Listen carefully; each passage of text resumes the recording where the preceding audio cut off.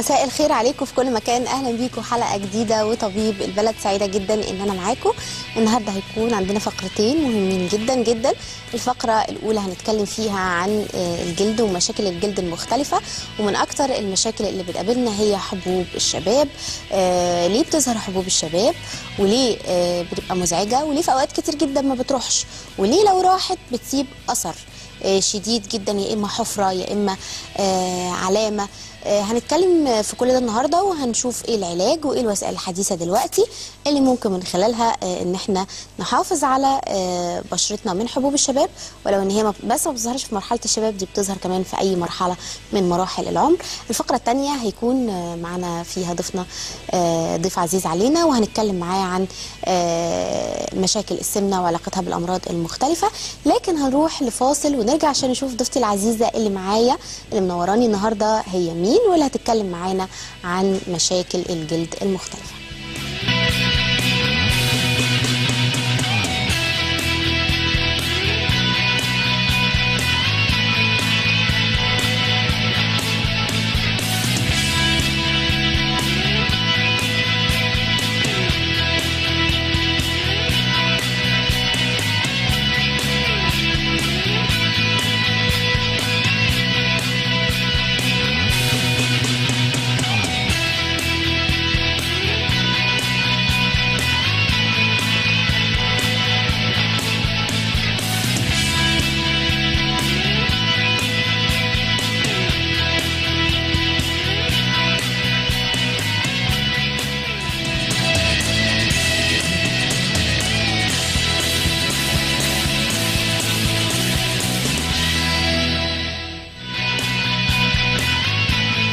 ضيفتنا اللي منورانا النهارده هي دكتوره ساره الحسيني، استشاري الجلديه والتجميل والليزر بالمركز الطبي الدولي. ازيك يا دكتوره ساره؟ اهلا بيكي. عامله ايه؟ كله تمام. دكتوره ساره، في بنات كتير جدا، ويمكن مش بنات بس دلوقتي، ده دلوقتي الشكوى من حبوب الشباب بقت كمان للكبار، وما بقتش كمان بتطلع في الوش بس، لا دي مش سايبه مكان الا لما بتطلع فيه، بنلاقيها في الصدر، في الظهر، في كل مكان. ليه حبوب الشباب بتطلع اصلا يا دكتوره؟ تمام. حب الشباب اساسا هو عباره عن التهاب في الغده الدهنيه اللي في الجلد. تمام. الالتهاب ده دايما بيحصل نتيجه ان لخبطه في الهرمونات. غالبا اللي بيحصل الكلام ده في مرحله المراهقه او مرحله البلوغ. بتبدا تطلع الهرمونات زي الاندروجين والاستروجين. الهرمونات دي بتعملي على زياده افراز الدهون في الغدد الدهنيه. بتبدا الدهون دي تقفل المخرج بتاعها، مخرج القناه نفسها، فبيبدا يتجمع لي الدهون جوه القناه نفسها وجوه الغده. تمام. يحصل التهاب بكتيري جوه، فنبدا نشوف بقى على السطح من بره حبوب، رؤوس بيضاء، رؤوس سوداء، ساعات بتبقى دمامل لما بيهملوها، وهو غالبا بيبقوا بيهملوها خالص، وبيجوا للاسف العياده في وقت متاخر جدا بعد ما يكونوا يعني عملوا فيها كل حاجه، لعبوا معانا صوره يا دكتوره للكلام ده، صح؟ يا ريت نشوف يا جماعه الصوره معانا على الهواء واحنا بنشرح برده، عشان يبقى واضح للساده المشاهدين ازاي الحبايه بتطلع، او ليه الحبايه بتطلع. اكتر وقت بتطلع فيه الحبوب اعتقد هو سن المراهقه. سن المراهقه او فتره البلوغ مع لخبطه الهرمونات. بتبدا تطلع بقى هرمونات الاندروجين والاستروجين، بتعمل ستيميوليشن او بتعمل تحفيز لزياده افراز الدهون. فبتبدا الدهون دي تتجمع لي جوه الغده الدهنيه زي ما قلت لحضرتك، وتعمل لي الالتهاب ده. وكمان دلوقتي بين انها بتظهر في السن الكبير، يعني فوق ال 35 وال 40 بدات تظهر عندهم دلوقتي. بس الحقيقه السن ده بيجوا بدري، لان هم مش بيبقوا مدركين، يعني بيبقوا مخضوضين ازاي الحبوب دي تطلع لي في الوقت ده. فبيجوا بدري، غير الصغيرين بقى بيبداوا يتاخروا قوي ان هم يجوا، بيبقوا يلعبوا فيها، وبعدين هم بيبقوا فاكرين ان هي هتروح. يعني هو ممكن مثلا يفتكروا ان هي في فتوى كده بتقول لك ايه، لما تتجوزي هتروح من عندك حبوب الشباب دي. ما اعرفش انا مدى دقتها ايه، مع انها مش صح. يعني في ناس كتير انا شفتها شخصيا لا لسه عندها وشها في حبوب فظيعه، وبيسيب اثر وحش قوي، لان هم للاسف بيحاولوا يعصروها. هم كده ظنا منهم ان هم خلاص بيتخلصوا من الحبايه. هي للاسف بترجع بتملى تاني، وبترجع بقى ايه تكبر اكتر، وممكن تتحول لدمامل، وبتسيب اثر، بتسيب ندبات، وبيبقى علاجها بياخد وقت، وبتسيب تصبغات الحقيقه نتيجه اهمالهم وان هم ما جوش بدري. يعني معظم الحالات اللي بتيجي حقيقه في العياده دلوقتي بيبقوا جايين بعد فتره من ان هم عندهم حبوب مره واثنين ويلعبوا فيها وتطلع تاني وتحفر في وشهم ويطلع تاني حبوب ملتهبه لدرجه انها بتقلب بدمامل. هم بيتعاملوا معاها ازاي؟ انا حاسه بيقعدوا يلعبوا فيها ويقعدوا يعصروها عشان خاطر بتبقى مضايقاهم، فبيقعدوا يعصروها. فللاسف بتطلع تاني، وفي نفس الوقت بتسيب لهم ندبه مكانها. لان هم ما عالجوش السبب الاساسي، وما عالجوش الالتهاب. طيب لو حد عنده حبوب في البيت كيفيه التعامل بتبقى ازاي معاه؟ لازم المفروض يروح يتعامل للدكتور على طول اول ما تطلع الحبايه. يعني اول ما الام تشوف ان بنتها او ابنها بدا يظهر عندهم الحبوب، اول ما تبقى حبوب بسيطه لازم تروح للدكتور على طول. ساعتها بياخد علاج، مجموعه ادويه وكورس، يقعد شهر، شهر ونص بالكتير، وفي الاخر الحمد لله بيخف وما بيسيبش اثر. تمام.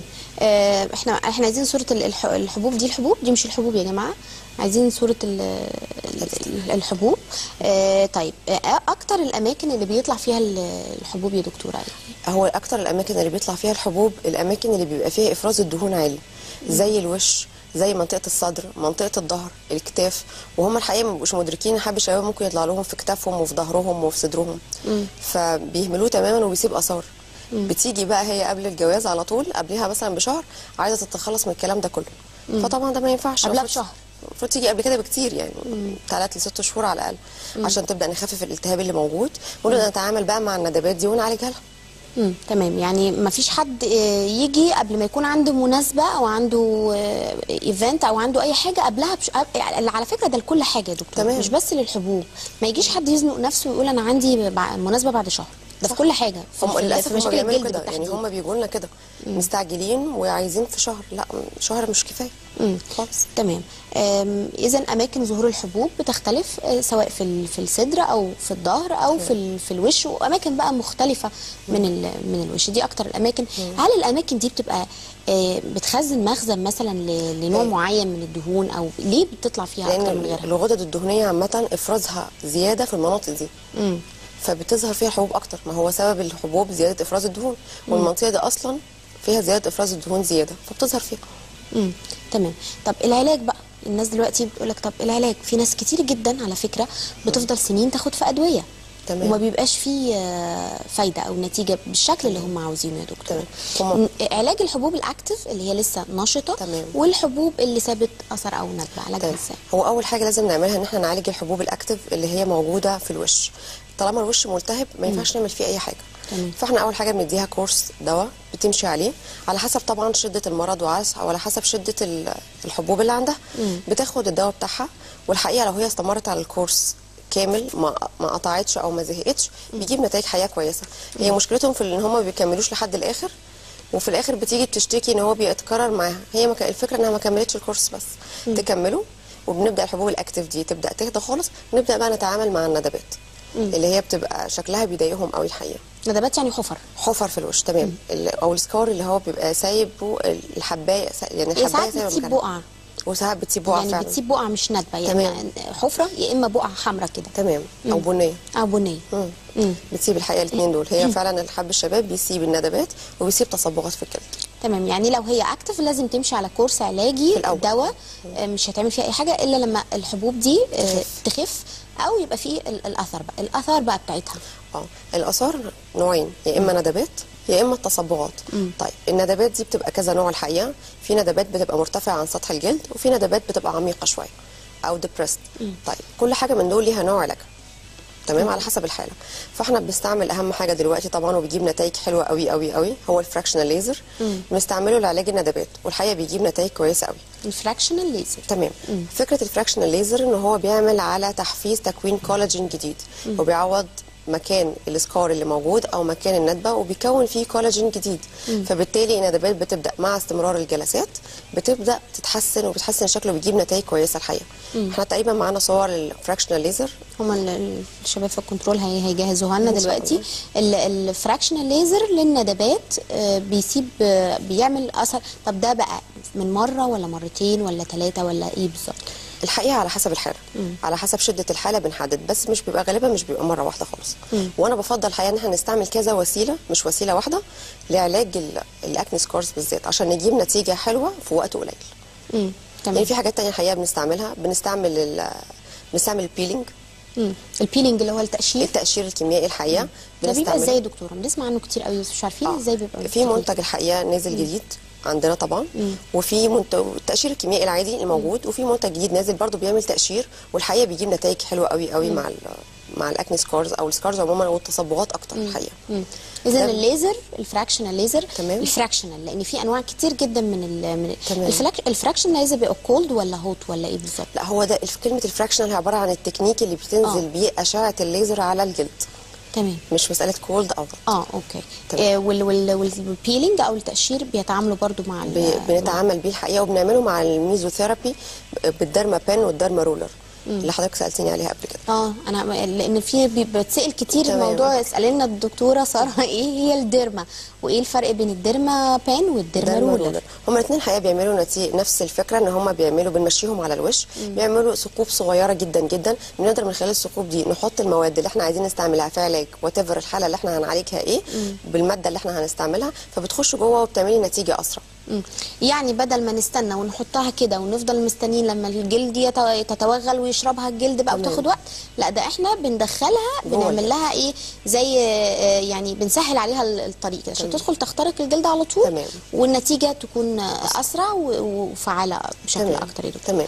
طيب كان في حد بعت لنا SMS يا دكتوره بتقول انا منى يا دكتوره ساره عندي شعر في منطقه الدقن، هل الليزر بيعالج الشعر يا دكتوره اللي في منطقه الدقن وهياخد وقت قد ايه؟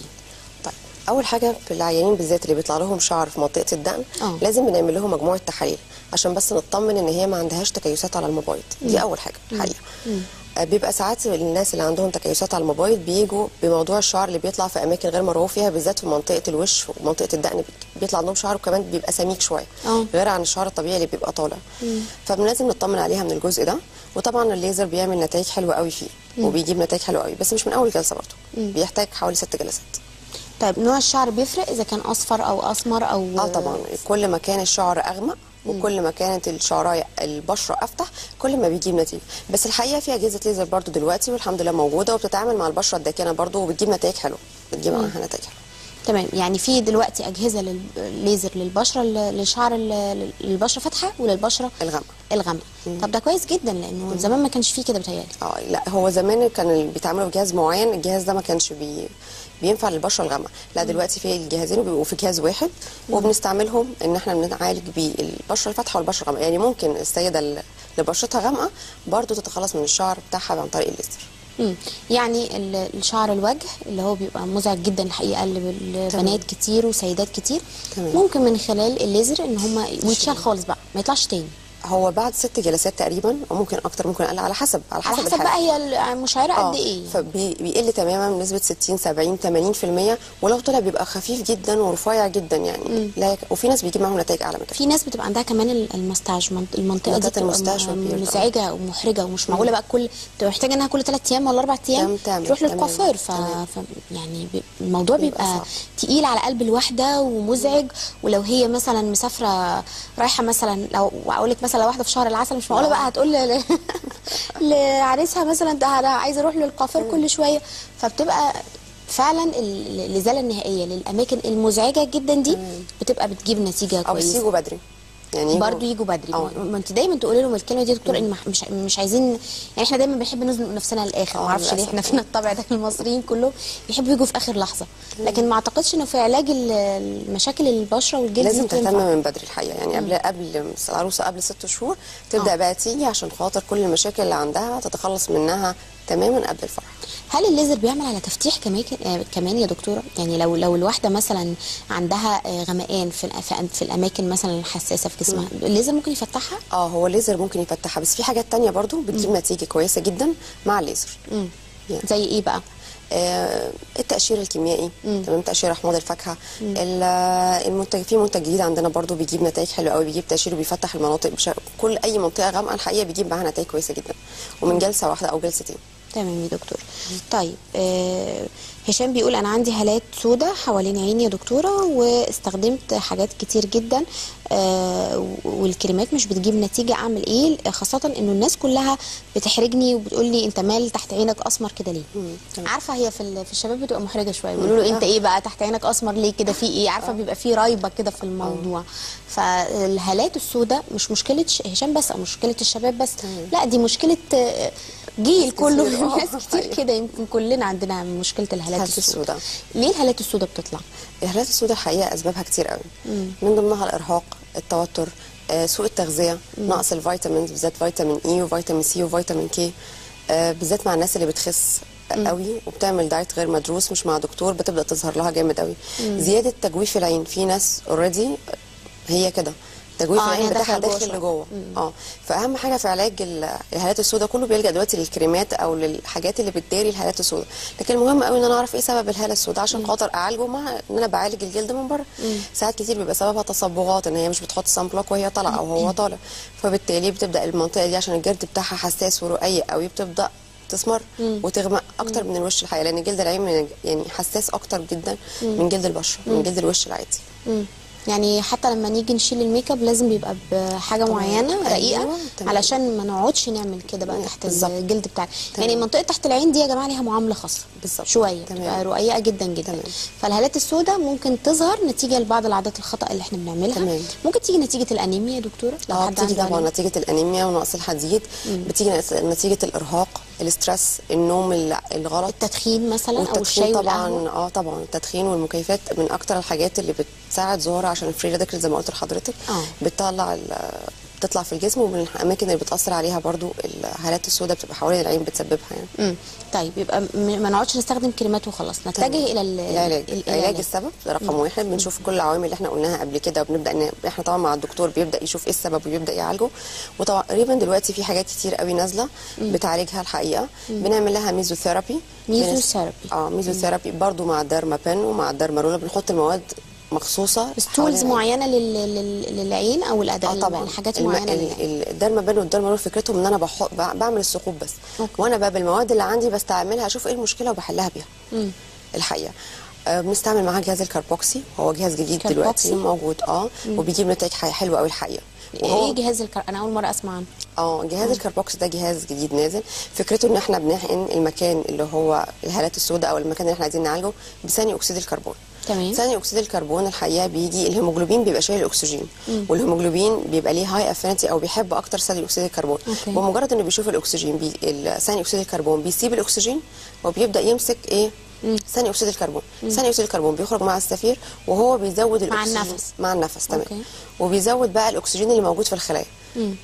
ده الاكسجين طبعا لما يزيد في الخلايا دي نتائج كويسه جدا. وبيزود اي حاجه هتعمليها في البشره، اي حاجه هتتعمل عشان هو استعمالاته كتير قوي بيزود النتائج بتاعتها. احنا بشرتنا كائن حي يا جماعه، بتتنفس زي اي حاجه. لا انت لما قلتي دلوقتي الاكسجين وثاني اكسيد الكربون، قلت فعلا البشره محتاجه اكسجين، محتاجه ان هي تتنفس، ما هي كائن، الجلد ده يعني حاجه حيه جدا. قلت لي الجهاز اسمه ايه؟ الكاربوكسي. ده اعتقد ان هو بيعمل نتائج كويسه جدا الحقيقه. هو فعلا جاب نتائج كويسه جدا جدا، مش بس بيتهيألي في الهالات السوداء، يعني الواحد ممكن عادي يتعمل كنضاره. بيتعمل كنضاره، بيتعمل في الستريتش ماركس، بيتعمل مع اللايبوليسيس في تخسيس وتخسيس الاماكن. بنستعمله في حالات الدبل تشين اللي هي بيبقى او اللغد اللي بيبقى تحت الرقبه ده. بنستعمله بيشيل الدهون اللي موجوده هنا اهو. وبعد كده بنعمل بقى سكين تايتنينج او شد الجلد بطريق الراديو فريكونسي ومواد ثانيه كتيره ممكن برضه بنستعملها. ده ليه استخدامات كتير، ده احنا عايزين في حلقه لوحده ونقعد نتكلم على استخداماته ده، لانه واضح انه هو فعلا يعني بيعمل حاجات كتير جدا. طيب في عندنا مين؟ رضوى بتقول يا دكتورة أنا ولدت من شهرين وعندي خطوط بيضة في منطقة البطن والأرداف، هل ليها حل؟ الستريتش ماركس. هو طبعا الستريتش ماركس سببها الاسترتش بتاع الجلد، بيعمل زي تكسير او رابتشر للكونكتيف تيشو او النسيج الداخلي بتاع الجلد. تمام. فلما يجي بيلتئم بسكار اللي هو الستريتش مارك، بتبقى الاول بيضة وبعد بتبقى الاول حمراء وبعد كده بتبقى بيضة. طبعا هي انا بتبقى اعتقد موجودة. ان كل الستات ما عندها يعني تقريباً، معظمهم بقى عشان ما نقولش كلهم عشان ما يزعلوش. تمام. معظمنا كده قد 80 85% عندها ستريتش ماركس، مش كده؟ تمام. بسبب الحمل والولاده، بسبب زياده الوزن. بتيجي دلوقتي للولاد البادي بيلدرز اللي بيلعبوا بادي بيلدينج والستريتش لما بتكبر العضله عندهم بتبدا تظهر لهم في منطقه الكتاف برضه تفتيح في الجلد كده، تفتيح اللي هم بيسموها كده. فبتبدا تظهر، فبقت مزعجه الحقيقي، مش للسيدات بس، كمان للرجاله بقت مزعجه جدا الحقيقه. وبقوا بيجوا دلوقتي العياده وبيشتكوا منها، لان هو بيعمل بادي بيلدينج وبيحسن الشيب بتاع جسمه، فيلاقي ستريتش ماركس دي طلعت، فبيضطر ان هو يداري، خاصه لو هو مثلا قمحي او اسمر جدا، دي بتبقى باينه جدا. تمام. يعني يمكن مع البيض ربنا يعني مش بتبقى باينه قوي، بتبقى متداريه، بس مع البشره القمحي بتبقى باينه جدا جدا جدا. طيب اللي هي بقى بتقول هي والده من شهرين، الستريتش ماركس تعمل فيها ايه؟ هي الستريتش ماركس الحقيقه كويس ان هي يعني المفروض تبدا تعالجها من الاول. يفضل طبعا ان هي من الاول وهي كانت حامل بتبدا تستعمل، بتروح للدكتور بيكتب لها على مجموعه كريمات معينه بتستعملها من اول الشهر الرابع، بتقلل ظهور الستريتش ماركس تماما وممكن تمنعها تماما. فهي طبعا هي اتاخرت وما راحتش، فنتج عنها الستريتش ماركس دي. طيب احنا هي موجوده، هي بيضت، فاحنا هنبدا نعالجها دلوقتي. بنستعمل معاها كل حاجه موجوده، الفراكشنال ليزر، الكاربوكسي، الدرمابان والدرمارولال والميزوثيرابي. بنحقنها برضو بالميزوثيرابي وبمواد كتير الحقيقه. بنستعمل لها كذا حاجه لان هي من الحاجات اللي بتاخد وقت في علاجها، يعني هي مفهوم ما تستعجلش. فهي في الموضوع الستريتش ماركس بالذات الوقايه احسن من العلاج. يعني الواحد لو في فتره وهي حمراء لسه تمام دي بتبقى كويسه جدا، بتبقى كويسه برضو. وفي حاجات ممكن بناخدها كريمات وحاجات بنحطها بتمنعها اساسا. طب دي هايله دي المفروض. طبعا فهي من الاول لما هو حتى الولد لو هو بيبدا يلعب البادي بيلدينج او يبدا يلعب حديد، المفروض من الاول يجي وياخد الكريمات دي ويبدا يتابع عليها. السيده برضه من اول الشهر الرابع المفروض تيجي وبتاخد كريمات معينه واساميها وبتبدا تستعملها بطريقه معينه، بحيث ان هي في الاخر بتقلل الحاجات دي، او في ناس ما بتظهرش عندهم خالص لو هم منتظمين فعلا على العلاج. فبيبقى افضل في المواقف دي الوقايه الحقيقه. تمام. طيب في حد تاني يا دكتوره بيقول انا عندي المسام مفتوحه جدا يا دكتوره، لدرجه انه انا شايف البثور السوداء فيها واضحه جدا، خاصه في منطقه الانف والخدود. اعمل ايه دكتوره؟ البثور السوداء الحقيقه بتبقى نتيجه ان هي بتبقى المسام مقفوله هي فاكراها مفتوحه. هي كده فاكراها مفتوحه. هي المفروض بعد كده يعني هي اصلا بتتقفل نتيجه الحاجات اللي بتبقى عليها، وهم بيفتحوها وبعد كده ما بيستعملوش تونر او قابض للمسام يقفلها تاني. فبتبدا تجمع لي حاجات، تحوش حاجات، فبتبدا تديني الرؤوس السوداء دي الحقيقه. فاحنا مهم قوي ان احنا نستعمل تونر او قابض للمسام بعد ما بنغسل وشنا، او نستعمل اللي هو الروتين اليومي اللي هو الغسول اللي احنا بنستعمله. لازم نعمل تونر عشان يقفل لنا المسام دي. تمام. وهل ليها علاج؟ طبعا ليها علاج، بنعمل لها حاجات كتير قوي الحقيقه. بنستعمل معاها البيلينج، بنستعمل معاها الميزوثيرابي، في ادويه الحقيقه بنديها لها وكريمات وحاجات وبتخليها تروح. تمام دكتوره ساره، احنا فقرتنا خلصت وان شاء الله لسه عندنا كلام كتير جدا هنقوله في فقرات جايه. بشكر ضيفتي العزيزه اللي نورتني النهارده دكتور ساره الحسيني، استشاري الجلديه والتجميل والليزر بالمركز الطبي الدولي. شكرا يا دكتوره. خليكم زي ما انتم، عندنا فقره هامه جدا جدا جدا مع ضيف عزيز علينا. هنروح لفاصل ونرجع نكمل كلامنا مع ضيفنا. استنى.